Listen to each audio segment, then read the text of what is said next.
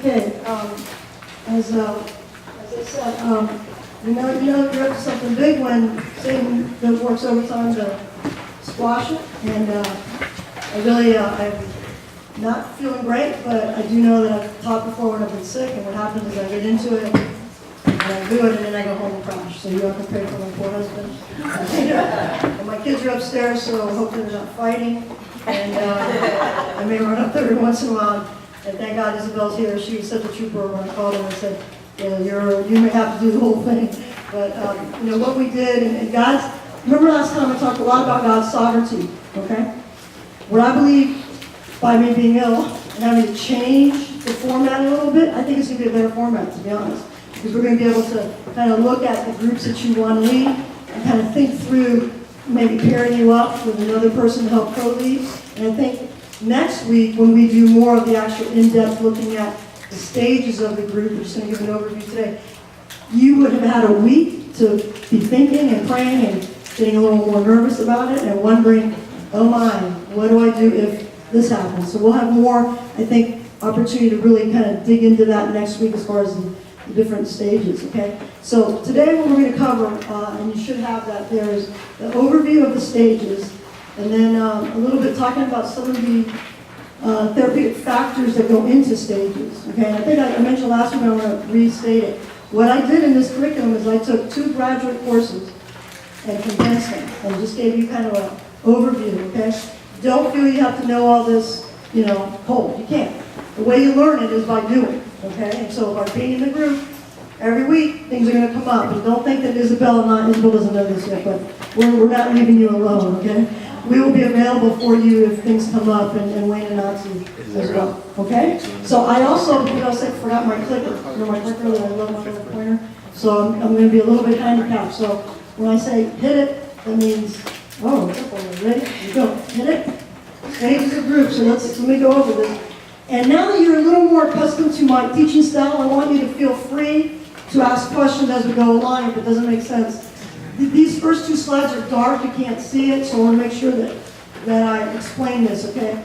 Basically, what I'm giving you is the overview. Corey is the big name in the field, and with Corey, a lot of the work that's been done is they're looking at all kinds of groups. Doesn't matter what kind of group, they all go through similar stages, okay? And that's what's meant here by, it doesn't matter that much about the orientation of the leader, what theoretical, where they're coming from. Is it a Celebrate Recovery? Is it a Bible study fellowship group? Is it Sunday school group? We don't do that anymore, but you know what I mean? It doesn't matter what the theoretical bent is. You're going to all go through similar stages. The same thing is with the purpose of the group. What is the purpose of the group? Is the purpose to get people to stop doing something, or to start doing something, or to work through a process of grief? It doesn't matter. You still go through these stages, and then last, but very important, the population of the group. There's a big thing in group therapy that says, well, to get the best groups, you need to have homogeneous groups. That means everybody's the same. Well, there's other theory that says, no, heterogeneous is better, where there's a little bit of everything. You have male, female, different ages, right? Doesn't really matter. All those things go into making a group, but the reality is they all go through the same pattern. All of them. So as I'm teaching this, I want you to think about the groups you've been in your life. And I'm not talking church stuff. I'm talking work groups. You may be at work in a group. A bunch of teachers are, assigned a particular thing to do at their school. Okay? Business persons. They're in a group. They are going to follow this pattern. Okay? Click. Okay. So when you're starting to think about stages, the members are going to have to be thinking about, okay, what is this about? What's the nature of the group? These are things people think about when they're coming to your groups. What's the nature of the group? How is this group going to impact you? Is this going to help me grow in this area, change in this area, or whatever? What impact is it going to have on me? And number 3 here is important, okay? Is this the appropriate group for me at this time? God's timing is perfect, okay? So, and this is hard. I tell this to my beginning therapists all the time. They want change. And you know what? You're not the Holy Spirit. The Holy Spirit's the Holy Spirit. So, when you've got someone and you know for sure they need to be in your group, but they're saying, I don't think so. It's okay. Don't get upset. Don't take it personally. It has to do with the timing, okay? And it's God's timing, so it may not be time. They may need 6 more months, a year, who knows? 22 years maybe, I don't know. But it's not about you. It's about, you like that 22 years, right? And one other thing you may have forgotten from last week, if you laugh or look at me, I'm going to pick on you. Yeah. Timing is everything, so don't forget that. Another thing, people start and then they might drop out. Kills you. Timing. Timing is everything. You know there's seasons in your life, right? My girls are 10 and 13. I'm doing things now that I could never do when they were 3 and 6. Right? There's seasons, and it's okay. All right. Did I say anything about timing? We all got that? All right, moving on. And then, what are the themes that are going to be through this group? You may be doing a group on divorced parents, single moms. And that's what brings you together as a theme. But as you go through it, you realize that, oh my, y'all have kids in 7th grade. And all of a sudden it changes. Or maybe you have some in 10th and 7th. All of a sudden it's not really about, yeah, it is about single mom, but it's more about how to deal with that crazy teenager. And it becomes about teens. That's okay. The theme can change as well, okay? All right, let's hit it. Next one. This is the functions of the leader. All right, now you should be able to read this one, okay, right? All right, good. So you don't have to write it. All right, these are some of the functions that you will be called upon as you lead the groups. All right? The purpose and the goal of the group. Proposal, that's for when you're doing it for school. If you're not in my class, you don't have to do that. But think in your mind, what is the proposal of the group? What's that group going to look like? Now, one of the things that you want to be thinking about, and I don't know how when and not you're going to do this necessarily, but how is it going to be an open group, a closed group? Are you going to go 8 weeks, take a break, 6 weeks? Those are all very important as you think about and proposing how you're going to do the group.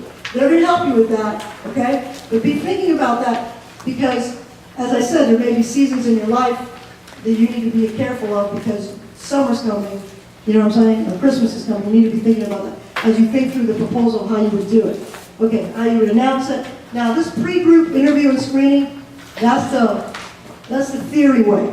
The best way to do it is to meet with each person privately for a little bit to find out why they would want to be in a group. That isn't always doable, right? Especially when you're making big announcements in church. But it's kind of good to know why they want to be in a group.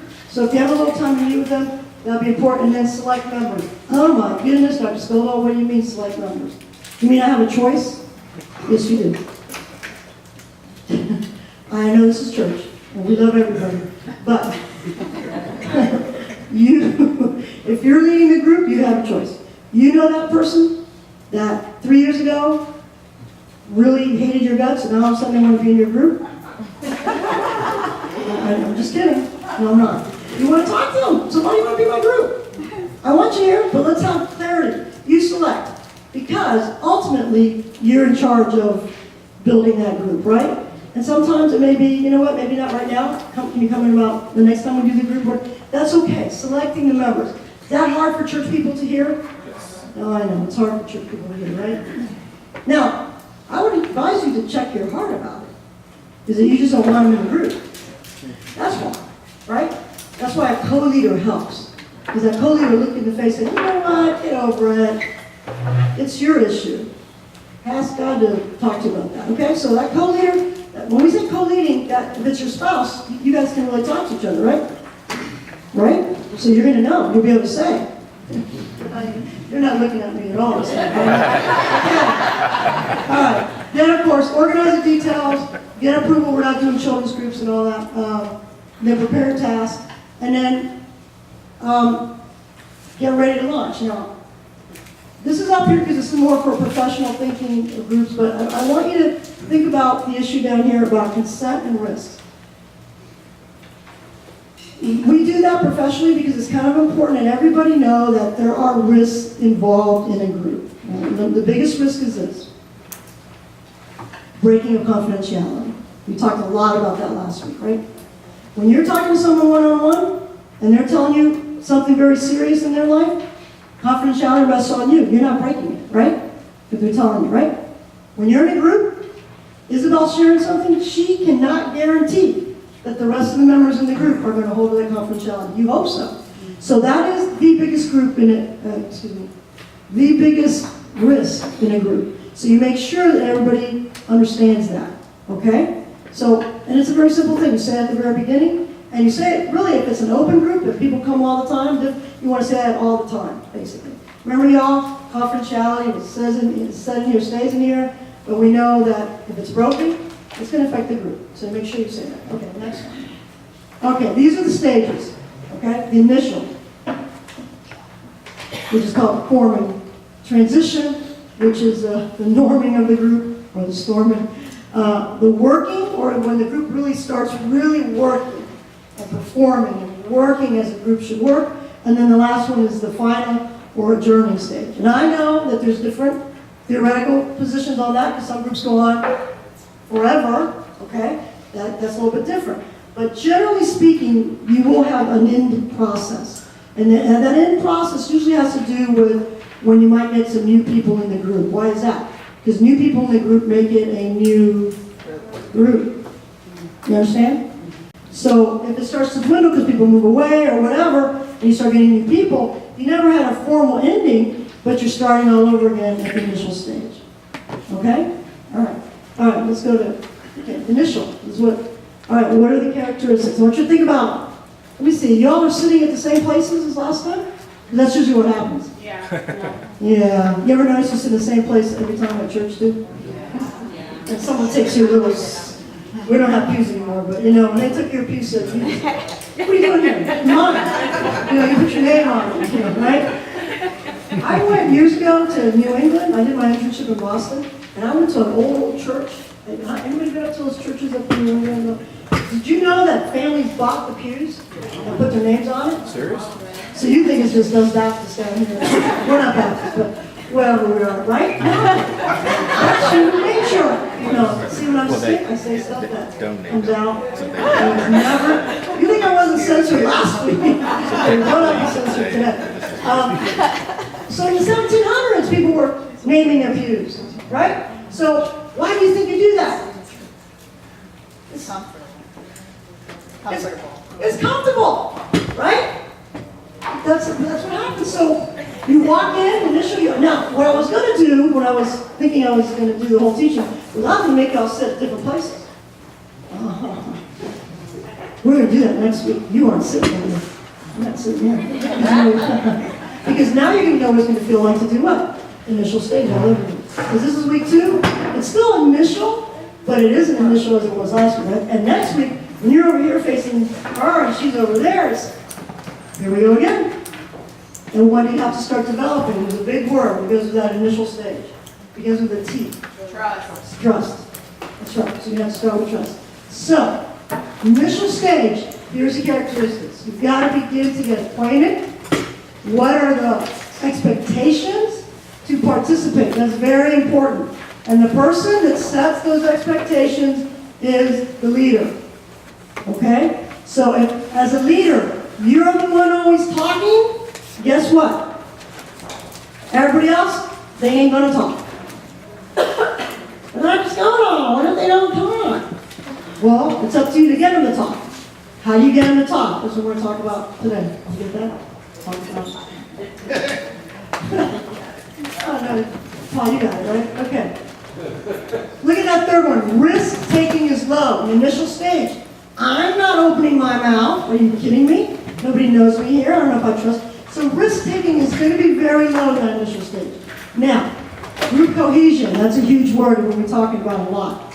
That feeling of we're all one, we-ness, we're all in this together, that doesn't happen right away. That's a gradual process. Begins in the initial stage, moves forward through the transition, but when you get to the working stage, you have great group cohesion. Great group cohesion. So that's going to be very slow. And it's the beginning of people defining their place in the group. What is my place here? Again, initial stage, you're just getting started.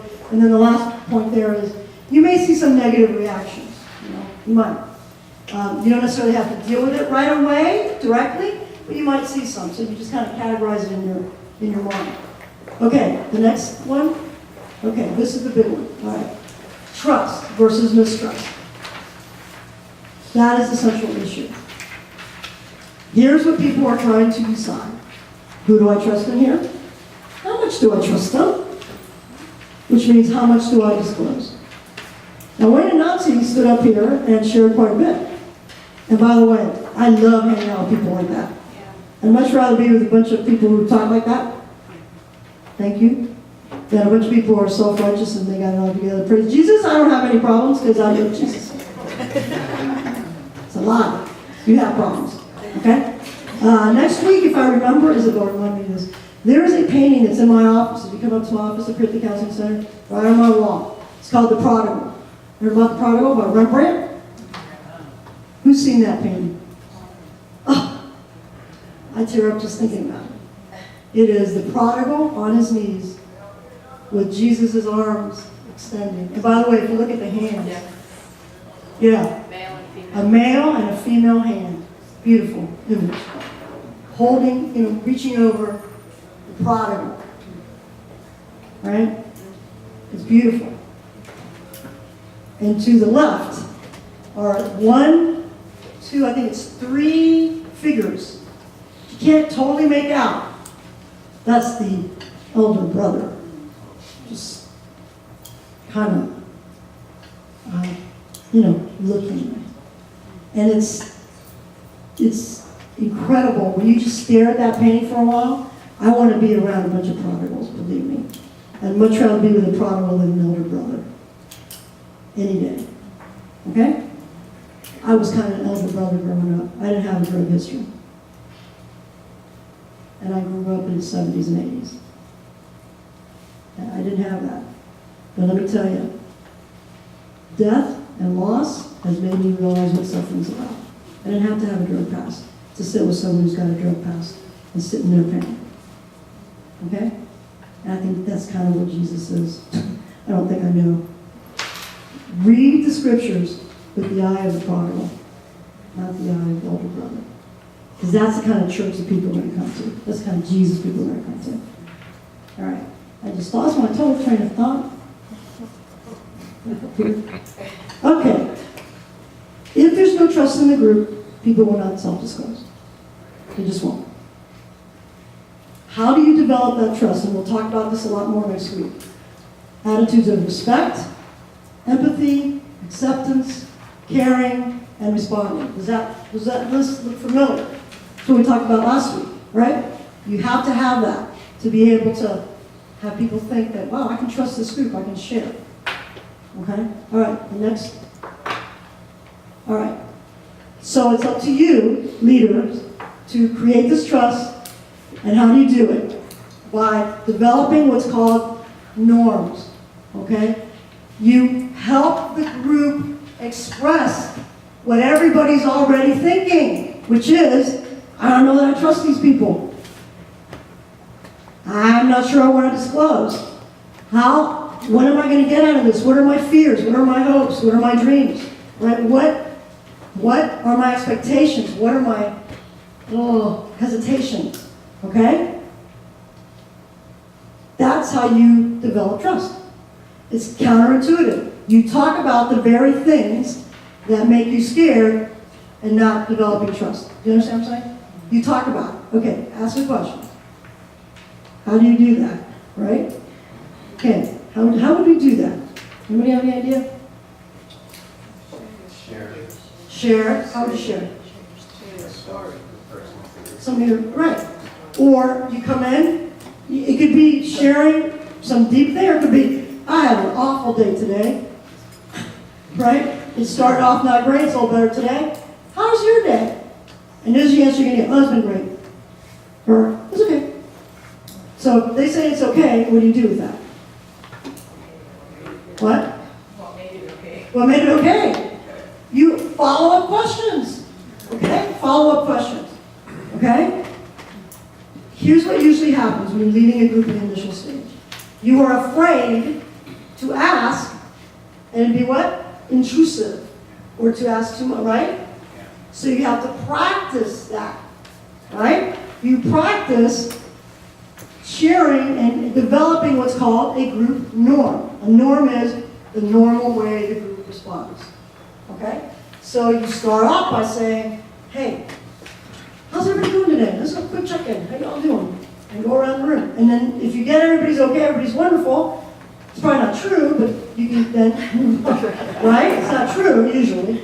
But that's also another gauge of is your group trusting each other, when people really do tell how they really are doing, right? Okay. Y'all looking at me, but y'all following me? Yes. I'm gonna do this now. Okay. All right, now, let me think here a second. I want to get you all more involved here. All right, let's click it again. Go to the next one. Okay. All right.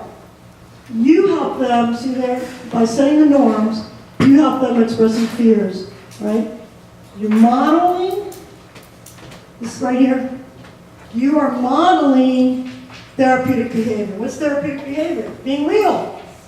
I mean, I can't believe we have to say that. To be therapeutic is to be real. When Nancy would go to that group for those 2 years, she was being real. It is a mess in my home, please pray for me. That's being real. You're modeling realness, okay? So, you are the one that begins it. Open and present. You're open and you're present. You're not thinking about where you're going to get at lunch, right? Or the fight you had in the car, whatever. Here and now. You just, Lord, help me just focus right here and now. You're present. Okay. I want you to take about 5 minutes in your little groups. And those of you that aren't in groups, I want you to get in. Easy if you could come right over here.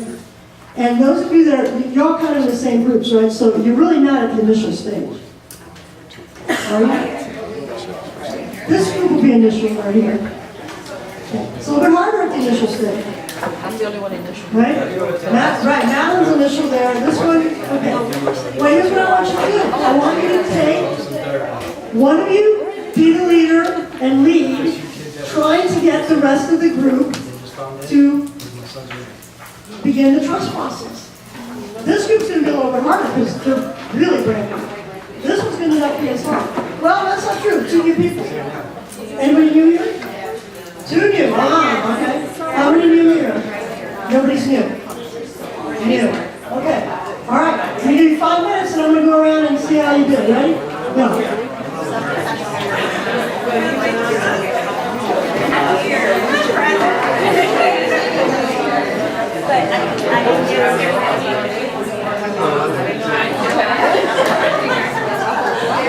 That's how people go.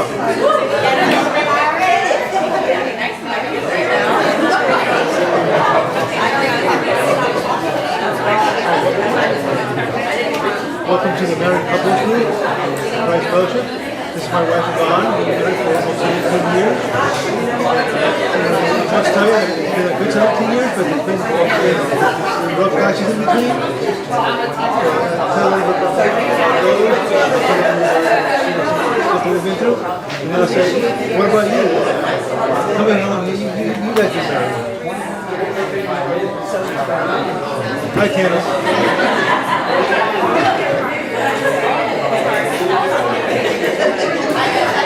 What do you mean by interesting?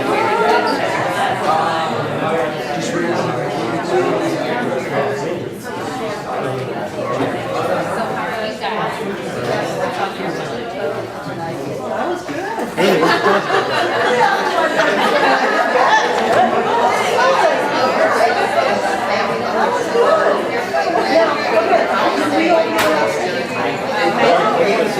Okay, you are good. You're legal. All right, now.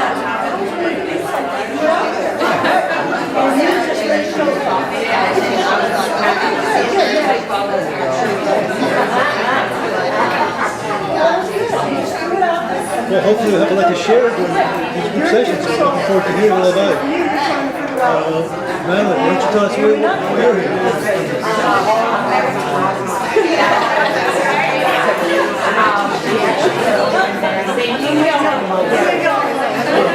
You're still newlyweds.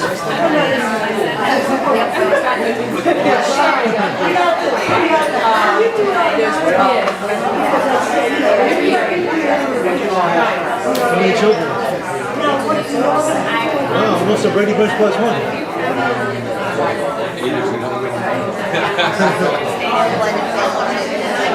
Well, especially, I'm sure you have a lot to share about that in the coming months. Look forward to hearing from you.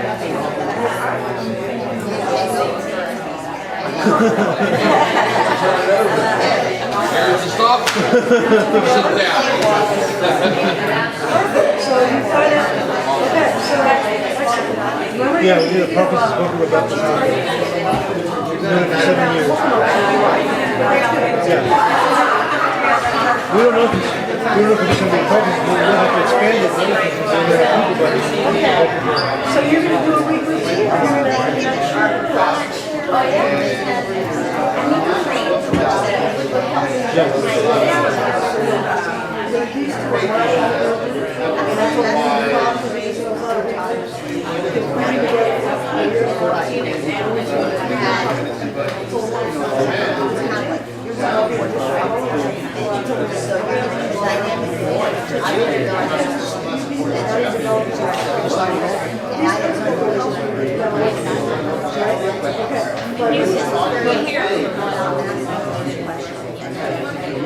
absolutely, no, we're gonna, we need to get you some way.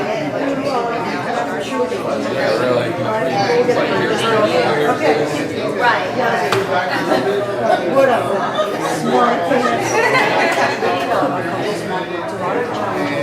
A lot of fun. Like one time we had a couple, the husband had a major accident. We were trying to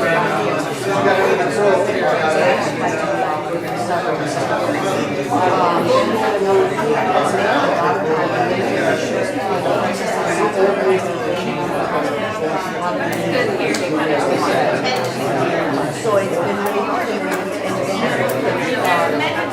like helping sort of recast so that then they're missing.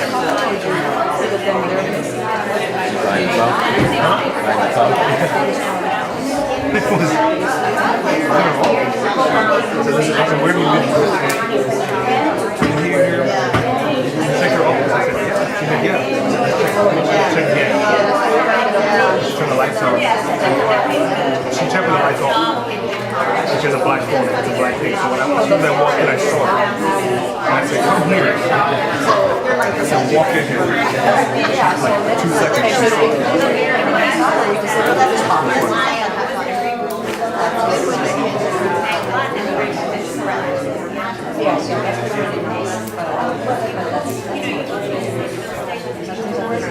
We're up to 48.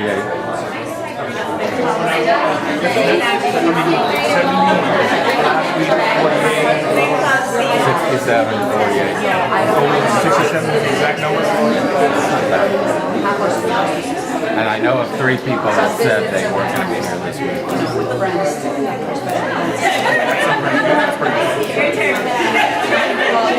And I see people that I didn't see last week.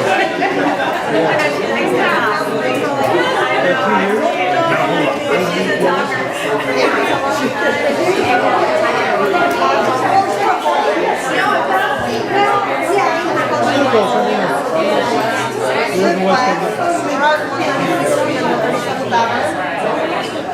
So that was fun. We were actually starting going to UBC, which then we had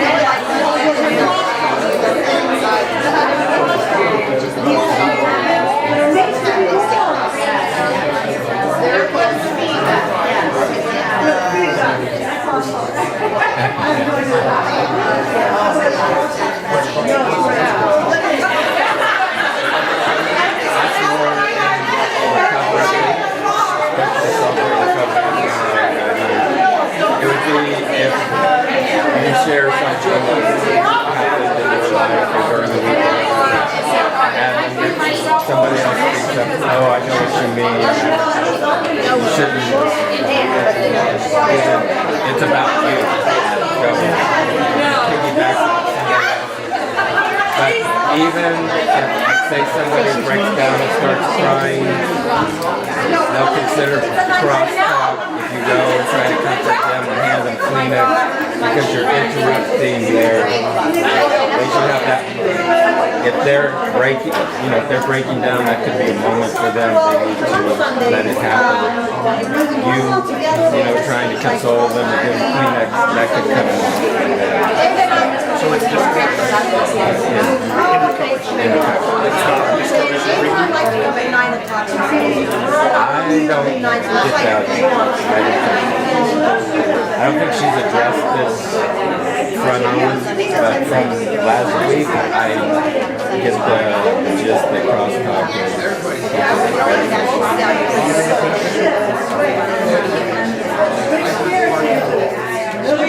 yeah, somewhat, some degree. But it can get out of hand. But I mean, I know I struggle to hold myself back because it's just common nature. Yeah, because somebody says something, it triggers something in you, and you want to say something. And I mean, you can as long as you don't make it about that person, you make it about and also, like, if two people, like, you were talking and then I get in a conversation with you, it's just me and you talking, I would consider cross-talk because you're making it about just you two and kind of eliminating. It can also be somebody's talking and you say, amen, like something. Well, because then other people in the group, they hear you compliment or say something about what you said, and they don't say anything about you when you're talking, and you feel my story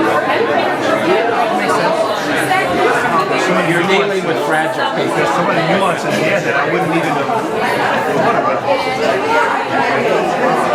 Recovery people are screwed up people. There are screwed up people that admit it. There's plenty of screwed up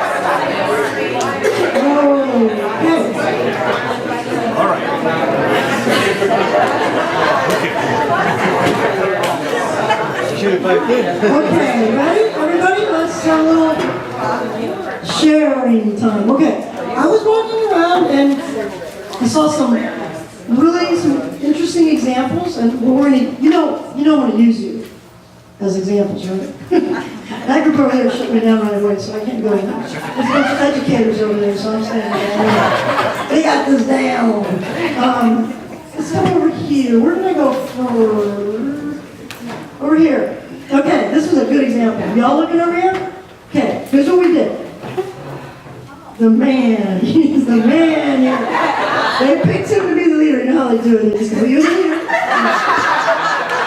We want godly men leading. All right, make sure Jim here, I'm going to try and remember how this went. Y'all correct me if I'm wrong. Jim opened it up. He did a great thing. He asked them, hey, what would you like this group to be? The name of it or the title? What they expected out of the group, what they were hoping to get out of the group, what they expected. That's really good. Wow, because he's still in charge, but he's putting it back on them because here's one of the things you want to put in your mind about these types of groups. The power of the healing comes from the group, not the leader. I hate to tell you. You think it's you, but it ain't you. It's the power of the group. So That was great because he's inviting them to be a part of it. So then right away, this one right here started talking. This one, I'm not going to use names because that's not her name, but okay. So she starts talking, and she shares, right?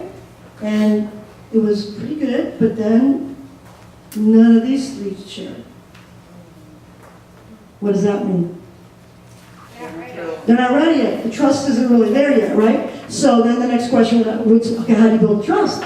Well, when you look as the leader at who in the group is following what she's saying and somehow really in it to the point that he gets, and this is a non-verbal thing, and some people it's going to be easier to get than others, but you're going to work on it, you'll get it eventually.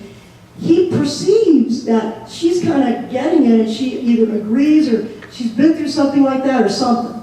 That's what you figured out. You figured that out, right? Right. And you haven't gone to years and years of therapy or anything like that. You just know. There's no figuring. You don't have a master's degree or a PhD. Now, mind you, if you want to get a master's, I have a program. I would love to. I don't want to tell you how much. But next week, my admissions person is going to be here. So if you want more of this, I'm not kidding. This is my commercial time. If you want to get a master's or even bachelor's degrees, she's going to be here next week. But anyway, I'll come out back to that. Okay. What he saw was this one. What were you doing? Do you remember? She was nodding her head. She just kind of nodding. No one's saying nothing but nodding. Well, that's a big sign. Okay, so he's picked up on that, but he didn't do anything with it. Well, now all of you are learning that someone's nodding. Did you give him eye contact, or were you looking at her? Do you remember? Right. That's great. She's paying attention, but she's looking at him because he's the leader. So then, what the next step would be for him, because you don't want one person talking. That's a dyad. And everybody else kind of observing. You want the group involvement. So what you want to do is, at some point, when there's you know I'm sick when words don't come fast here, or I'm over something. But oh, getting old. Okay, so you look at her and say, do you understand, or do you, whatever words come to you, do you get that, or have you been there, or is there something you want to share, or something? Whatever, just gently ask her to jump in. Now, if you'd done that, would you have jumped in? Absolutely. She did. Okay, now, you should be looking at the other two. Dr. Scott, I can't do all that. I can't be looking at three people and thinking about what I'm going to say next. That's right. It's not up to you to figure out what you're going to say next. The group will take a life of its own. Now, let me backtrack. We're still in the initial stages. It's a little bit harder. There is more focus on the group in the initial stages. Once you get through transition and working, it's home free for the leader. You hardly have to do anything. The group has a life of its own. Okay? But back to here. He saw that Carmen had come a little late, so Carmen was like taking notes, trying to catch up. So who does he not ask to jump in? Carmen. Because she's not really there. She's preoccupied. But he makes a note of that, oh wow, it's really important for her to catch up, which means she's really invested in this, right? She's not looking at her iPad or iPhone and texting. It shows like they're not there, right? Okay. Now, what about this one right here? She's kind of quiet. I haven't even asked you. If he had looked at you and asked you to participate, what would you have done? She did, quietly. Okay. How did you know to do that?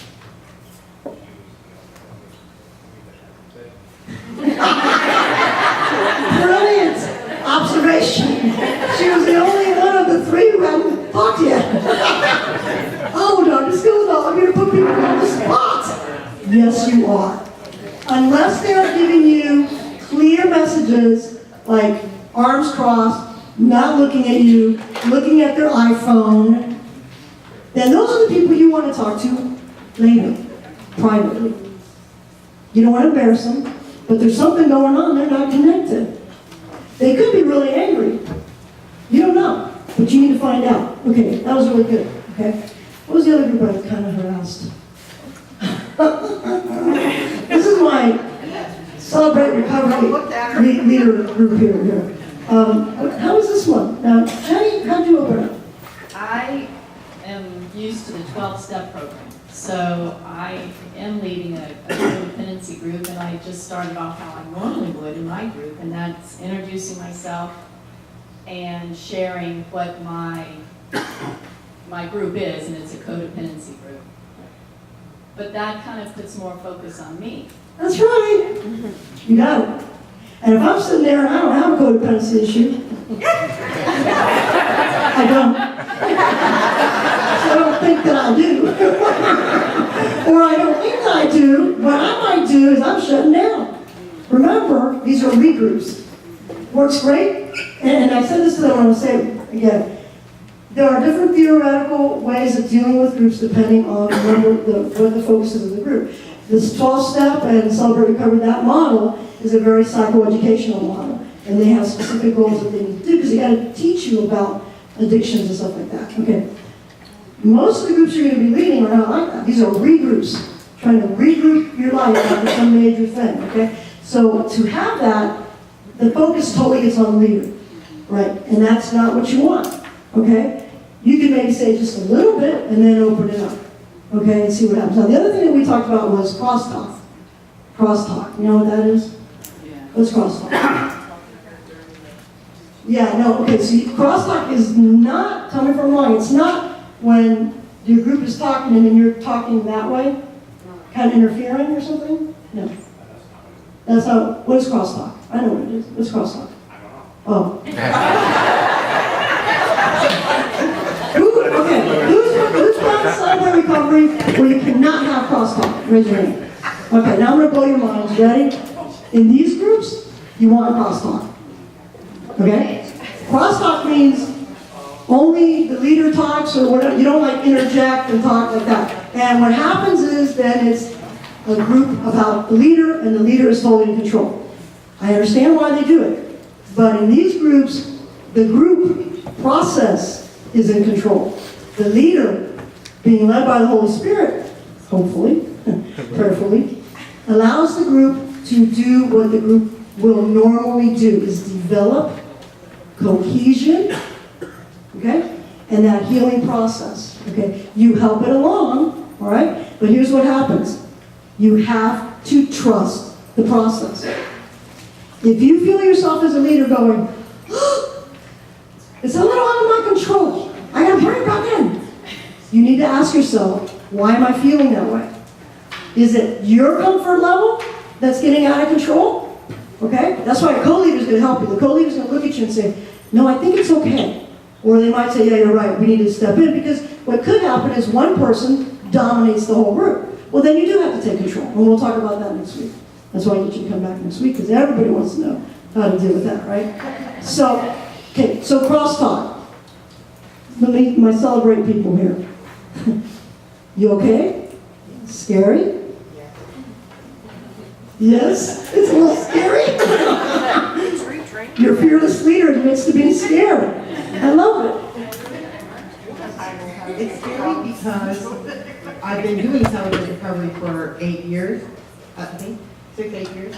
And the crosstalk, how the Celebrate Recovery works is that the leader will ask a question and everyone answers that question. So the leader's not really leading or talking too much. They shouldn't be. If they are, they're not doing it right.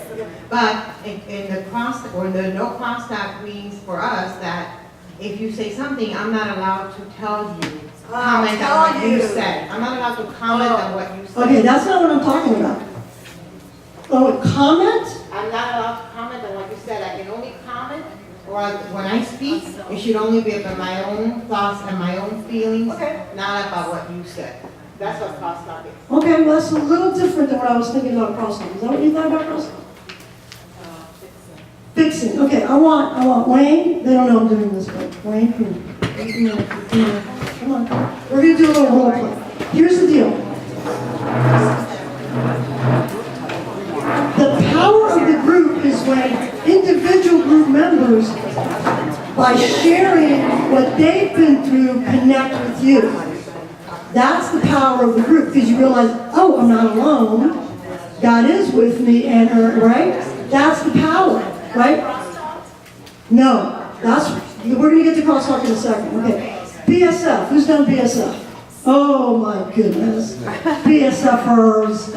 I did 5 years of it. I've been there. And I love it. Do you think I followed all the rules? Maybe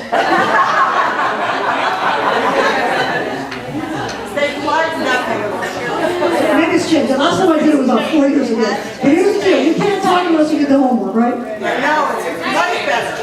Oh, maybe I'll go back. It's like much better. Anybody can jump in. That kind of group. I'm going back. I'm going back. Okay. Well, it depends on your leader. That's good. Okay, all right. Here's the deal. Anybody else want to volunteer? Come on, I don't know your name. Come on up here. Come on, all right. Yeah, I know. The only way you learn is to do it. Okay, so the question is crosstalk. Let's make more of a circle. Come on. Okay, so we're going to pass the mic around. Okay, what we want to try to do is, I want to show how crosstalk, meaning my understanding of crosstalk, was that you weren't allowed to talk to the person. No? Okay. That's the exact opposite in these groups. The power is when you look at that person eye to eye, soul to soul, and connect with them and say, you may not have to say anything. I understand. But it's this communication, not leader communication. It's when this one feels safe enough and trusts the process to say to her something. Okay, so what do we want the topic to be? Oh, let's just, can you think of something? Okay, let's just do, we all have spouses who are doing drugs. Okay? You're the leader. It's gotta be the spouse doing it.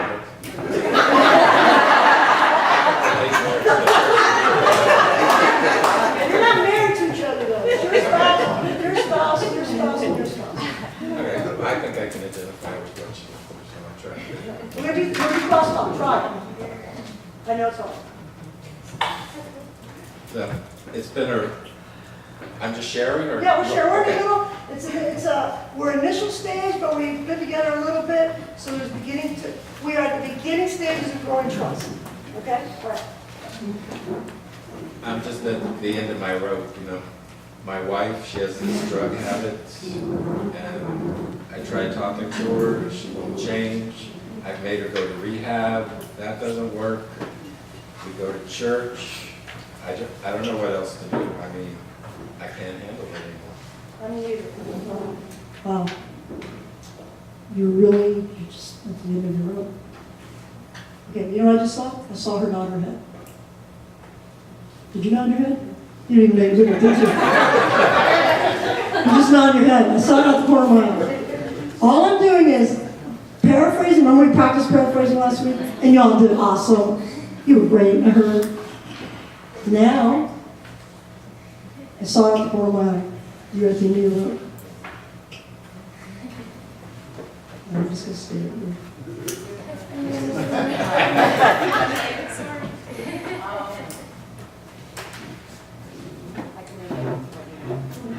All I did was stare at her. And now, I know y'all think this is ridiculous and this would never happen in your group, but if you trust the process, it will. Trust the God's in the process, okay? By trusting the silence, because if he's saying that, and this is a group about that, you know that everybody else has been there. You know it. You're just waiting to see at the beginning stages who's going to feel enough courage to speak up. Well, it's beginning. So you have to be more active as the leader. And I saw the little nod, so I look at her. I don't have to say anything. Let's say the silence goes on for like 20 minutes, 2 minutes, and then she's still not saying anything. Okay? Yeah, that's what you think is going to happen here, right? I know. I feel your frustration. I noticed that you kind of were responding. Is anybody else? So what I do, I give her permission by acknowledging that I saw her, but saying she doesn't have to speak. Anybody else? And then you just wait it out. Now, just let me tell you what I noticed. She's her eyes are off. Probably thinking about lunch, but it's okay. Okay. I don't know what her look means. I'm not sure. But she's looking off. What I know about counseling process is a freebie. You don't have to take a class, but I'll give you this. When someone's looking off like that, that means something just got triggered. So she's probably not able to put words to it, but she's been there. So I'm probably not going to pick on her, because by her being, she's present, sitting, but she ain't present. I'm not going to assume she's thinking about lunch. I'm going to assume it's about what he just said. Unless I find out later something else, right? So what I'm thinking in my head is, okay, this was pretty heavy for her. I'm not picking on her because of the way you were looking. I'm just giving examples here. I was actually thinking, because I'm not married and I've never done drugs myself. So, but what I was thinking is I do have, my brother. And so I was thinking, how can I relate that and try to, understand him? Like, how can I put it in words so that he can understand? I mean, I'm not really there, but I can somehow relate to what he's going through. Okay, perfect. Because here's the power of the group, universality. Everybody's been through something. You're not married, but you got a brother, or you got a friend, or you got a cousin, or whatever, right? So you got to trust that someone else in the room, in the group, has the same thing. Now, how are you doing, Nancy? I can understand being at the end of the rope because I Who don't. are you talking to? Yeah. Okay.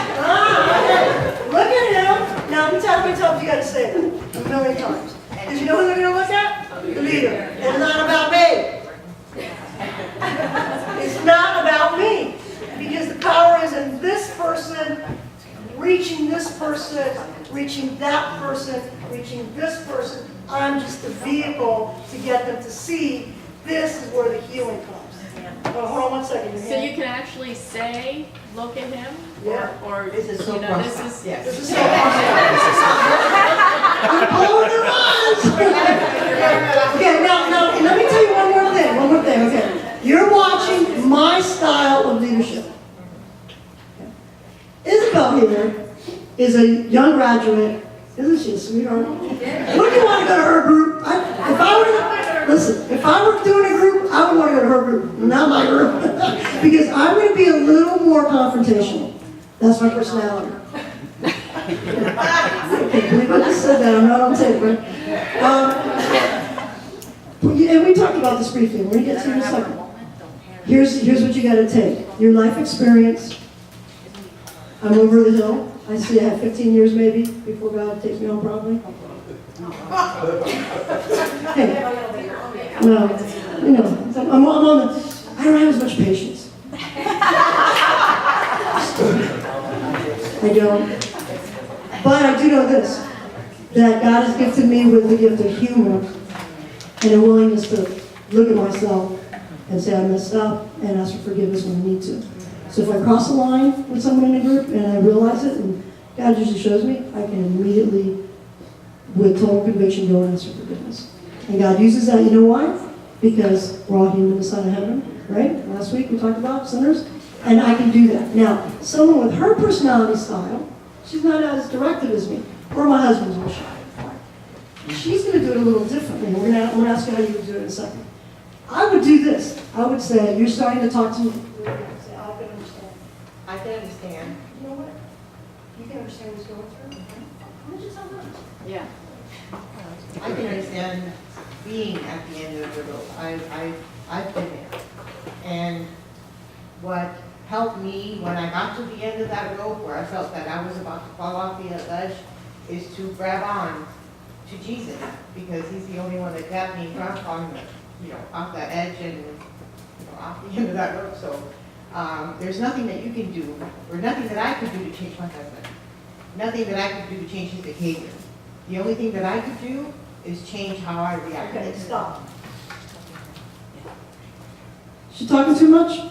A little fixing there, maybe? I hear you, but let's be honest, ladies, we want to fix it in a way that we talk.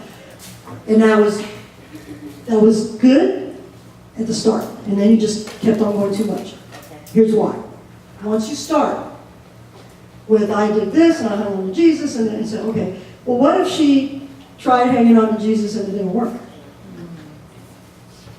Because Jesus works different ways with different people at different times. What she might be thinking is, well, Jesus did it for you, but he didn't do it for me. Oh, that's not what you meant, right? So, less is better. So, try it again. Remember the empathy and the connect, the stuff we talked about, paraphrase and empathy, those things we talked. Try to do it this time with him, just empathy and that, and then stop. So I do understand being at the end of the rope, I've been there, and I feel free, I really do, because I understand how that feels. I felt it in my heart. So you don't talk about what may No, happen to you or... not a no, because you really don't know.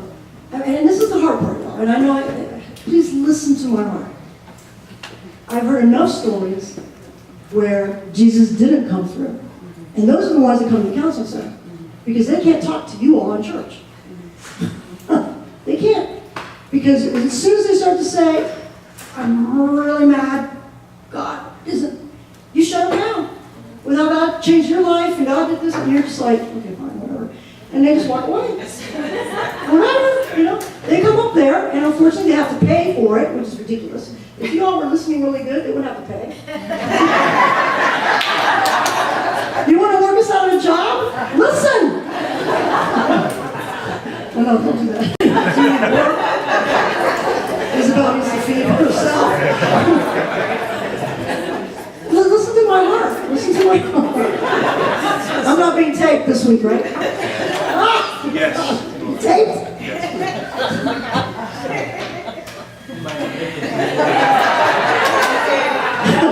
God doesn't always work the way you think he should, or the way he worked in your life. It's not that easy.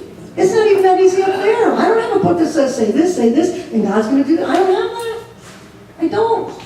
And so, by just connecting, I'm there, I've been there.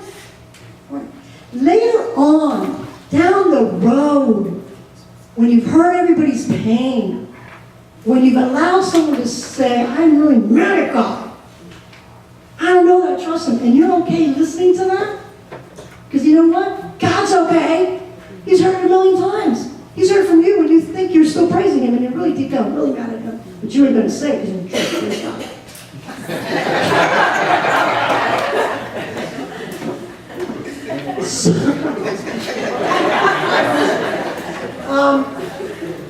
Okay, do you understand? Now we're going to go to a more subtle way over here.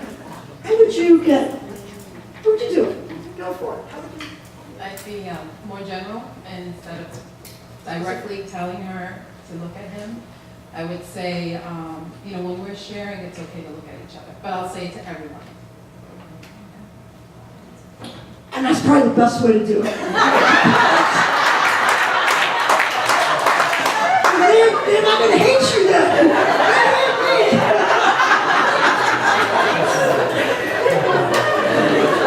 It's true. It's okay. So, yeah, that's what she just did is she set up a norm for the group. That's a norm setting.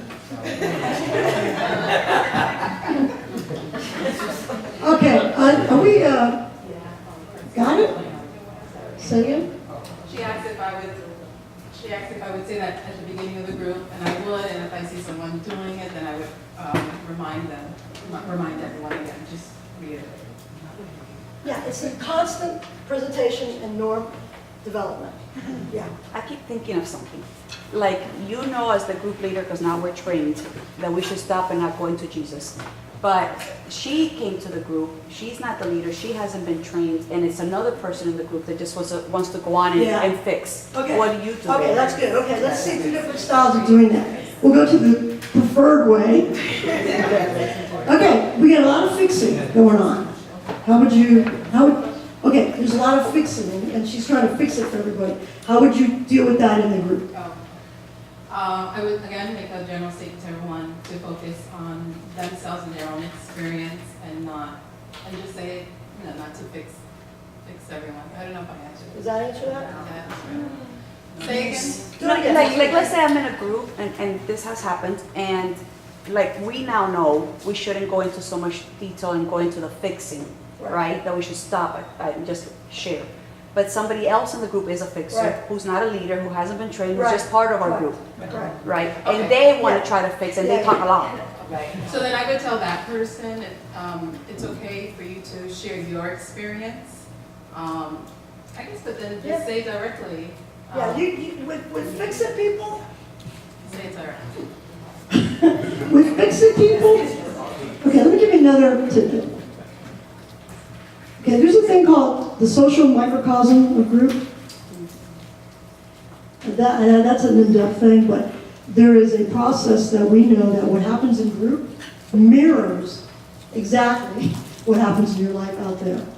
I say it the here and now versus the then and there. So what you do here and now is pretty much what you do out there.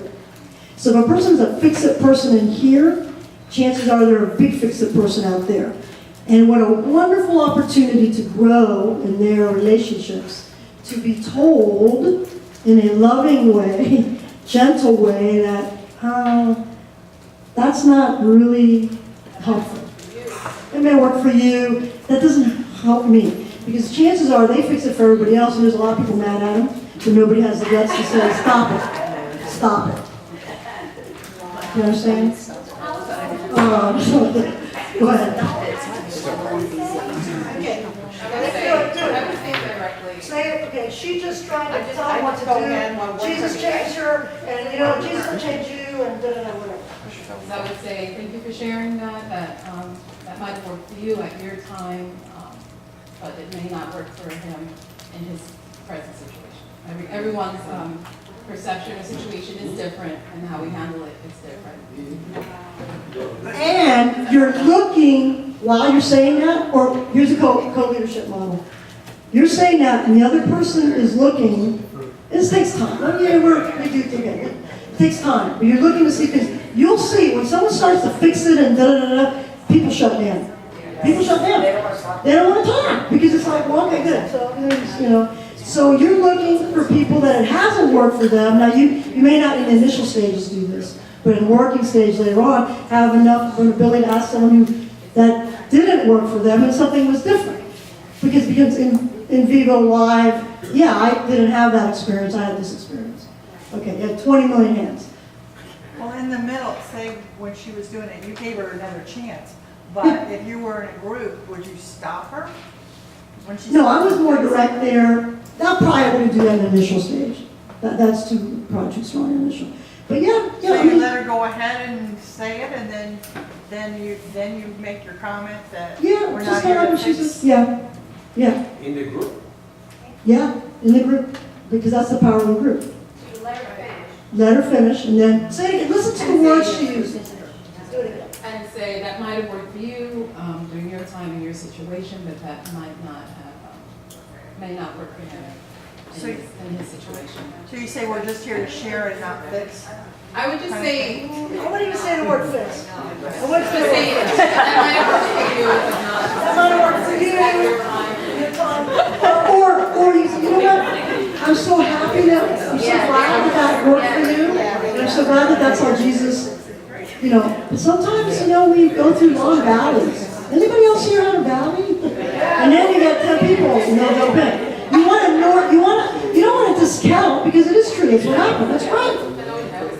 And I thank them for sharing, you don't want to discount it, but that's not how it always works, You were wondering, yes. No, it answered that, because I felt when she said it like that, I was like discounting her, like, okay, that's nice.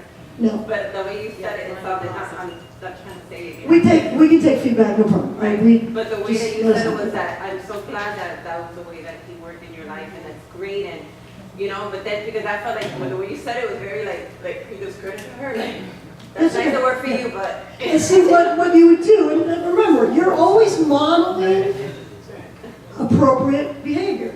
If she does cross a line, she'll know it, because she'll shut down. And then she can go to her afterwards and say, listen, I'm sorry if you felt I cut you off. You're modeling appropriate behavior. And you could you're gonna make mistakes. And then you may have been absolutely right in how you did it, and she takes it. And then you give her the opportunity. Okay, here, and then you, yeah. Okay, what if like in the beginning we can start off by saying, you know, we're gonna get to sharing now whatever, right? Because you have said pray for people. And then you can say something like, you know, let's remember this is a time to just basically just vent, you know, just talk and try to console each other or just listen to each other out. Yeah, that's fine. You know, don't. You use the words that fit you.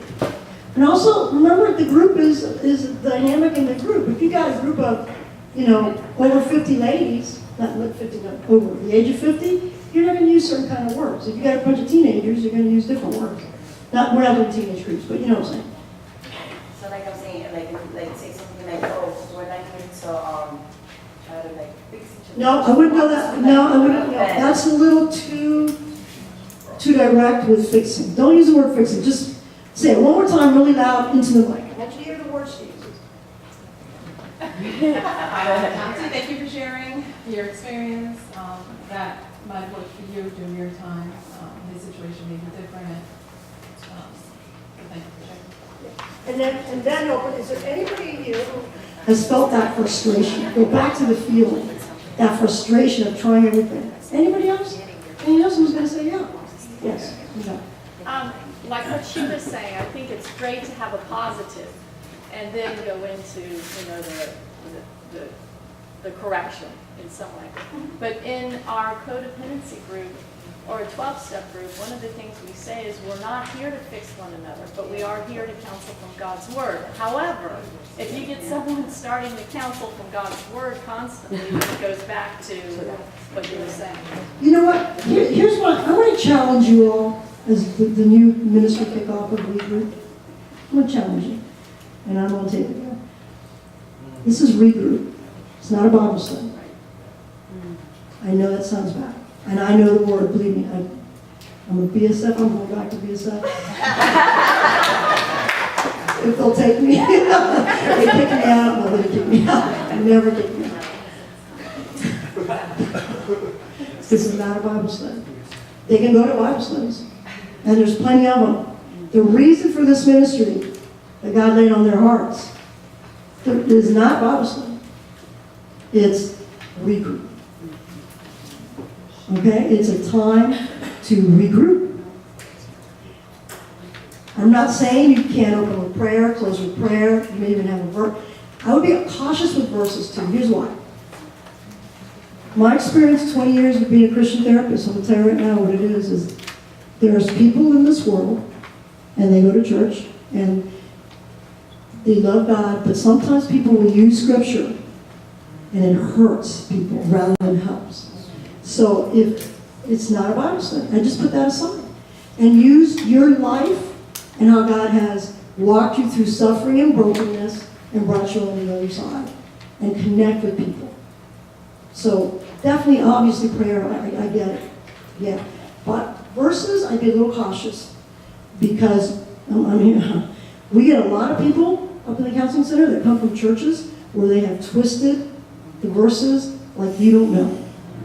And if I ever bring up a Bible verse in a counseling session, oh my goodness, they're out the door, they're not coming back. Because there's some evil leaders and churches in this city who have used it for their own evilness. So I have to be very cautious. So now you understand, if you go to Christian counseling up here and they don't read the Bible to you all the time, there may be a reason for it. Do you understand? We gently listen to what the story is, where they're coming from. That's why Regroup is, hey, let me share about where I am right now and what God's doing. And, that's okay. And God will use, you got to trust the process. God will use your process in the healing. Okay? I just rambled a little bit there, but yeah. Our group, I shared a little bit, and she connected with the share, but at the end of her share, she said, can anybody help me with this? Okay. So then. Okay, so, all right, she said, can anybody help me with this? And you all felt? Yes. sort of, it was nervous because her experience is different from mine. It's a joke, I fixed it and need to look her up, see what her Right. information. So you're not gonna do that, right? No. Good, don't do it. What'd you feel? I felt like I shouldn't fix her. Right, what'd you feel? Stay around. Okay, when someone says, can anybody help me? Or, we want to help them. You want to help them. But can you really? You don't really know, do you? You say, you know what? So let's do what we did last week. Paraphrase, summarize. Remember those little exercises we did? Paraphrase and summarize. I hear your feeling of being at your wit's end and you need an answer. I can't imagine what that feels like, if that's true. Or, I've been there at different times in my life, and then be quiet. Because you don't know. Paraphrase, summarize, we did that last week, and don't give them an answer. Would it be okay, because I feel like asking her questions. You can ask, okay, we're going to get to, yeah, you can ask questions, but here's the thing. When you start asking questions, at this initial stage, with the initial stage. Why was it from last week, babe? Say that again? I was in that. You were in that group last week. Yeah, but it's still initial. You guys don't know. But initial, the way you connect initially, remember, is you try to what? Express your fears, you're developing trust. So by saying, summarizing, paraphrasing, I get it, I've been there. Stop. Because your whole goal is to develop the trust. Once you a ways down the road and you got that trust, then you can ask more specific questions, because maybe you can, after you've heard and met with her for 5-6 weeks and you get a bigger picture, then maybe you may have some ways that she might get some solution. There may be some practical solutions, but at the very beginning, no. Remember the stage of your group. Yes. My question, I guess, is going back to the scriptures.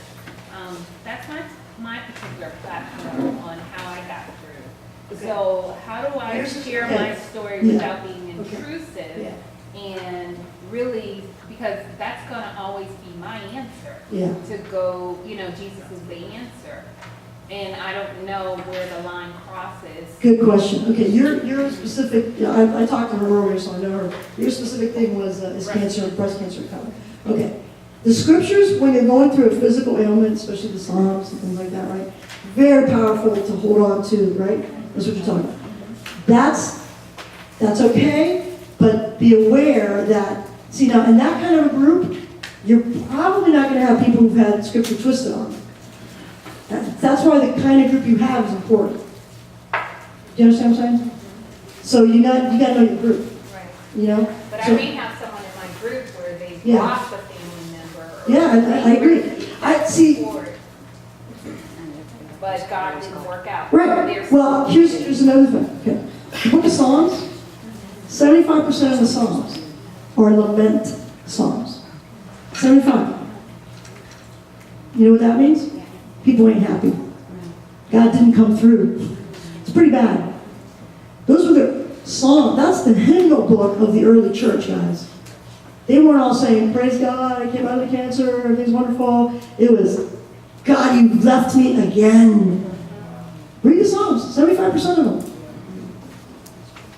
So, when I lost my dad suddenly, and was single and 39 and nobody on the horizon, when I sat there and read those Psalms after he died, they were screaming out to God Psalms, and they brought me comfort. So, the power of the word is the word changes your heart, right? So be real careful that you are able to say that to people, and yeah, if they lost a loved one, then the reality is that we do live in a broken world and we die. And there are no guarantees. Does that help? Yes. Okay, thank you for asking, because that's very, I hope you see that distinction. Okay, we're going to take a break really soon. Can you hold that question for me? Oh, shit. She just jumps right in. You know what kind of group she's leading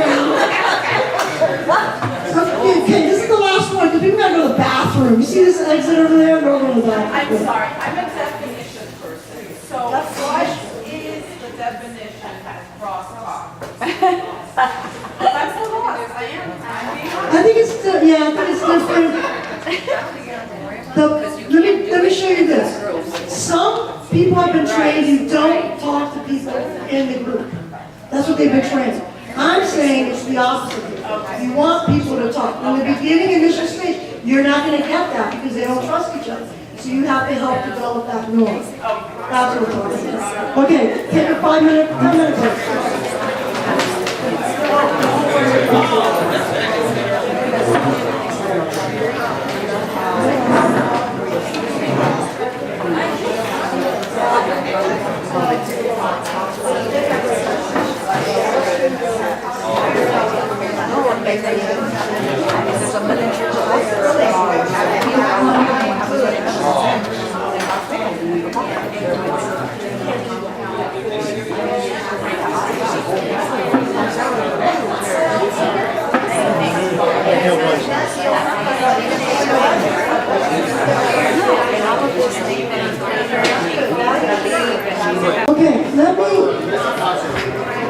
Okay, hello.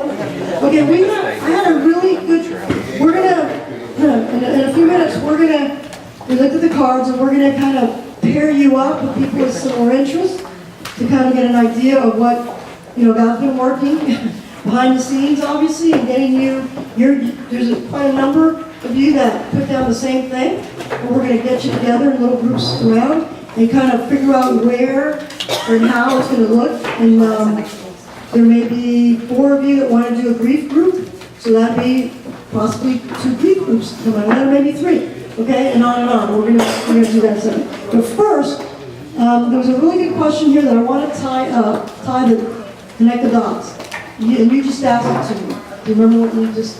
That was really my brain just went. If not to fix it, but to say what worked for Yeah, me. that's what it was. Okay. Everything we were saying up here, I want to be real clear because next week we're going to talk more about the different stages. A lot of it today all of it today is initial stage. Okay? So her question, the issue of, well, what works for me, sharing that, the reason you don't do that in the initial stage is because you're trying to develop trust. And you want to connect with people, right? That's why what we did last week about paraphrasing, summarizing, empathetically connecting with the feeling. Okay, I had a slide about feelings. I was going to show you pictures and ask you, okay, what feeling is here? Because most people are clueless about feelings. And most Christians are worse because the only feeling we think we're allowed to have is joy because that's what the Bible says. Well, my Bible says a lot of other feelings. Why do we think that God is afraid of our feelings? He's the author of them. And it's crazy. We were made in His image to feel, to think, and to behave. To will and to do, right? So, the question is, when do you say, well, this is what happened to me, and not in the initial stage, because that will shut people down. They just want to know that you heard them. And if you're telling them what worked for you, it's all about you. Okay? So that's, remember, initial stage. That's what we're talking about. Next week we'll talk about some of the other stages. And the question, this was the other part of the question. So that initial connection, it may not be till the second time you meet that you're able to go, no! It may not be till the 10th time you meet. Some groups it's going to take quite a while to get past the initial stage. And we'll talk next week, how do you know you're in the transition stage and then the working stage, okay? But in the beginning, it may take 3, 5, 7 weeks. And now, let me diverge 1 second, then we're going to do the next part. This is Tammy and Patrick here. I'm in their small group. They put up with me every Sunday.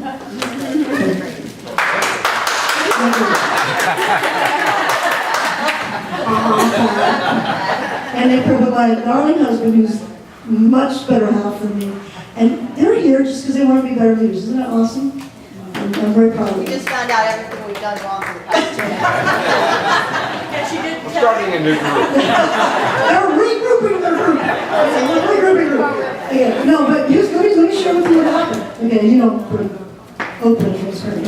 What happened was a few weeks ago, we just kind of met after we started talking, and I don't think I knew that we had any people in the group at that point. I think You've been I've been out of town, and I think I knew there was one new couple in the group. Well, now there's 3 new couples in the group. Not 1, 4. Oh, there's another one.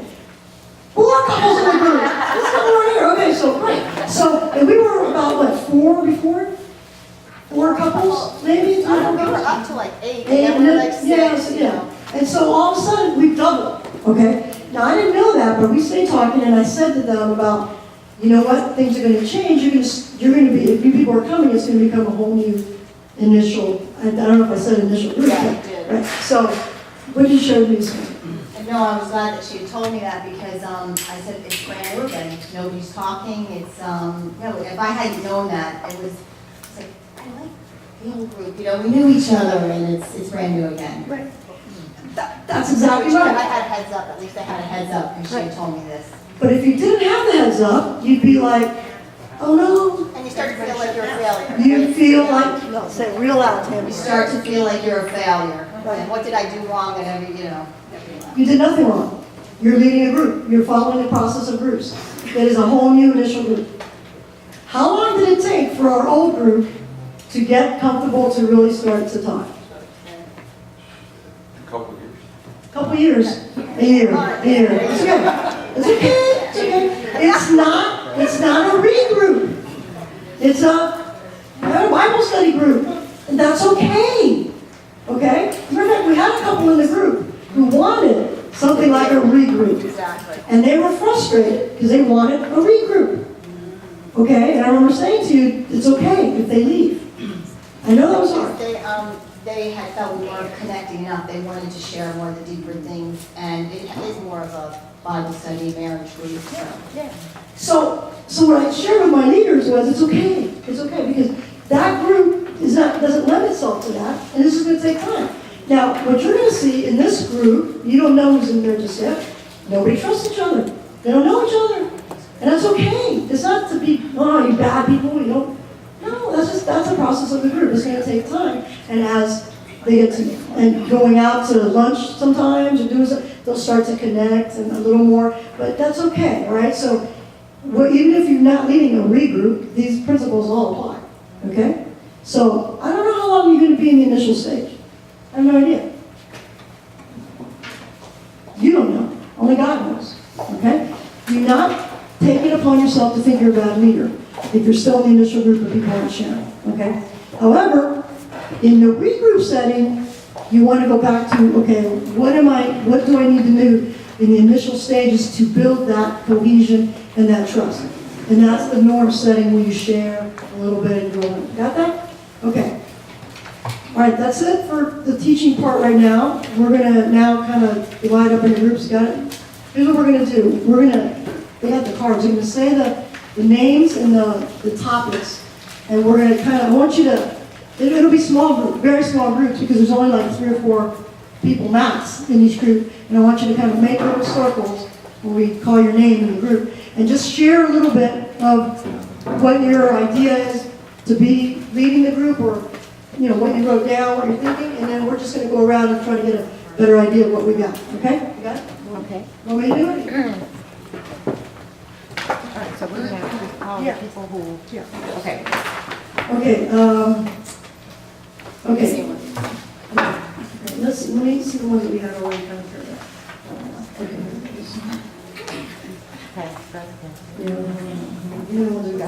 Okay, so she's a breast cancer? You're a breast cancer too? No, I'm cancer. Cancer. Go with her over there. Okay. And Tasha. Yeah, okay, good. Those 2 cancer. And what I want you to do is this initial stage of a group of 2. That's really not a group, but I want you to just kind of share about what your experience has been. Have you been in groups before?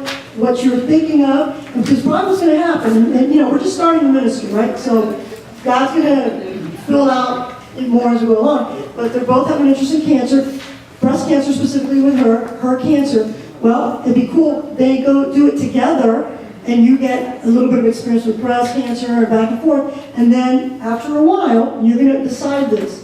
Do you want it to be open, closed, open for 12 weeks, however you want to think about that. And then at the end of that time, guess what might happen? You have people that then are ready to do another group to split. You see what I'm saying? Yeah, we did that during break. No, I mean. Did that during break.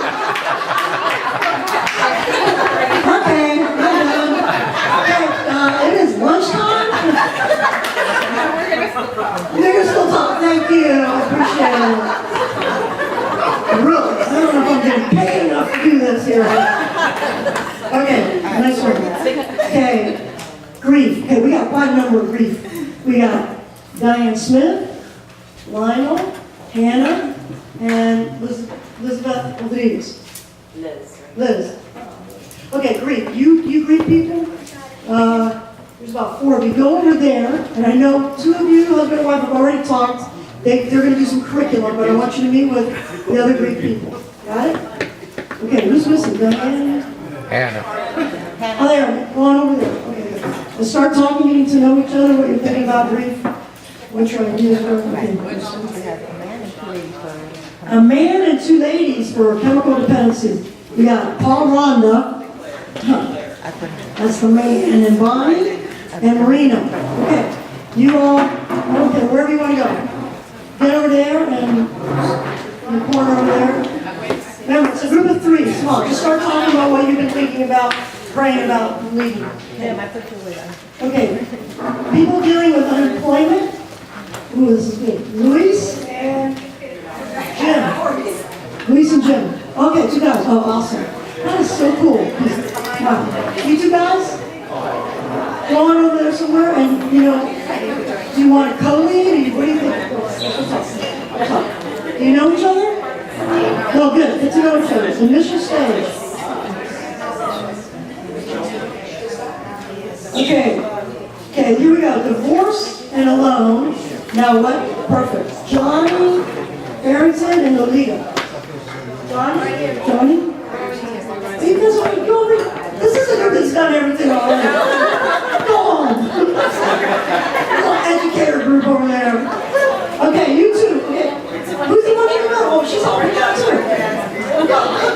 Get together and think about how you want to structure this. Do you want it to be 10 weeks, 6 weeks? Do you want men and women? Okay, now listen carefully. This is very important. Okay, now hold on. Listen. Hey, y'all, listen. We have a group of divorced ladies. Now here's the question. Do you want it to be just ladies, or do you want some men and women?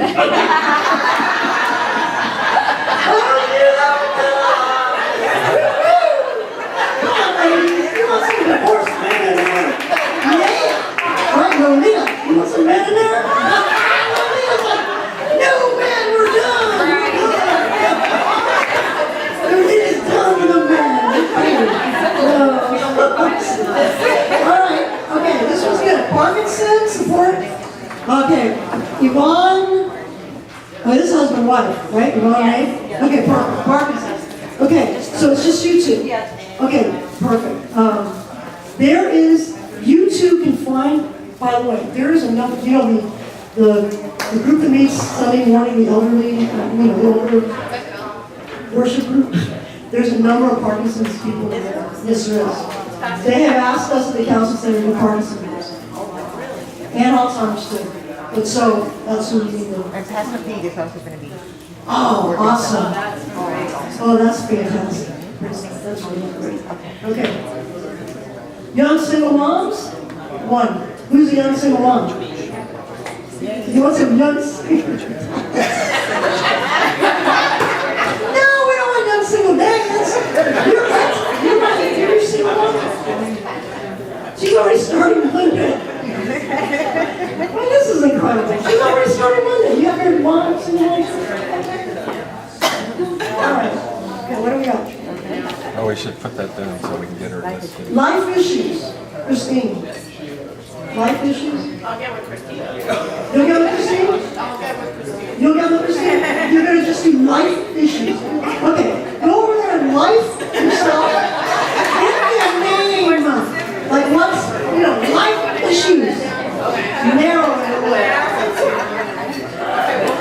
Figure it out. Let's go and figure out the life issues. Co-leader of life issues. I love it. Make it catchy. Okay. All right. If you're alive, take it. You're in.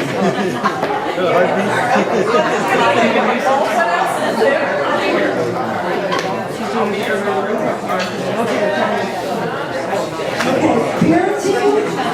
All right, we got. All right, Madeline, I want you. Are you leaving too? No. Okay, Maria and Madeline. Maria left it, right? Maria left. Okay. She had to leave. Okay. Let me get to it. Okay, marriage one, hurting marriages, okay? You're the only ones for that, so for right now, we'll come get you. I can talk to you. Okay, special needs. Special needs, and just. Oh, right there. Okay, group. Okay, is anybody who hasn't signed up with it yet, with a group yet? Special needs, autism, spectrum disease, Asperger's, and like that? No? Okay, nobody? Okay, I know a couple of moms that should be in that. So you're by yourself right now. You feel comfortable leaving it by yourself. These two are doing teams. Rita and Jeanette, caring for caregivers. Actually, no. They're going to be like a single. Single women. Any single women in there? Okay, single women. Okay, there's a song called Single Women. Single ladies. Single ladies! Are you my single ladies? You too. I am a single lady. You're doing this, the group for single ladies. It's a regroup though, right? Okay. Go together and I'm not going to talk to you about what title. What title? I know. You need help. Single ladies and single ladies. Who sings that song? Okay, I don't listen. Single ladies in the room. And then Carmen is open for caregiver or codependent. Caregiver or codependent? Carmen? Okay. Carmen Tower. Carmen Tower. You want to, are you doing good? No, you're not Carmen Tower. Where's Carmen Tower? Carmen, okay. Codependent, okay, so who else are we missing? So we have just different, issues here. Okay, let's see if we can pair up some of these. And here's people that are in small groups already just here for training. So they Okay, parenting. Okay, these two are parenting. Okay, I want to put Matt down now. Parenting. Matt, where's Chris today? Chris? Oh, you know what? That's really good because you're a young one. Okay, now I'm going to put you just for now because you're another name. Maria, I should leave. Parenting.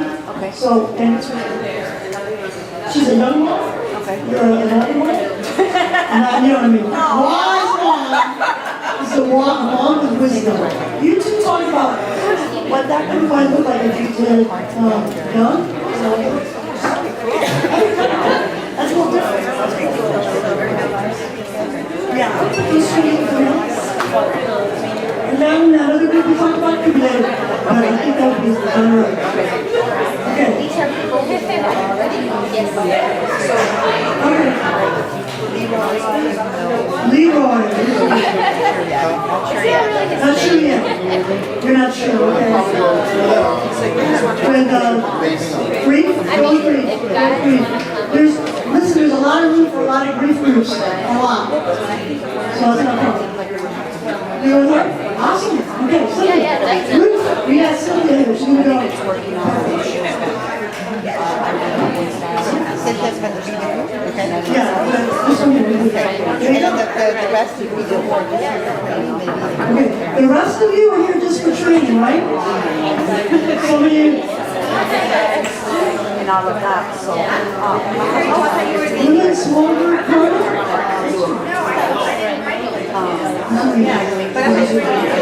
you're just for training. So she did more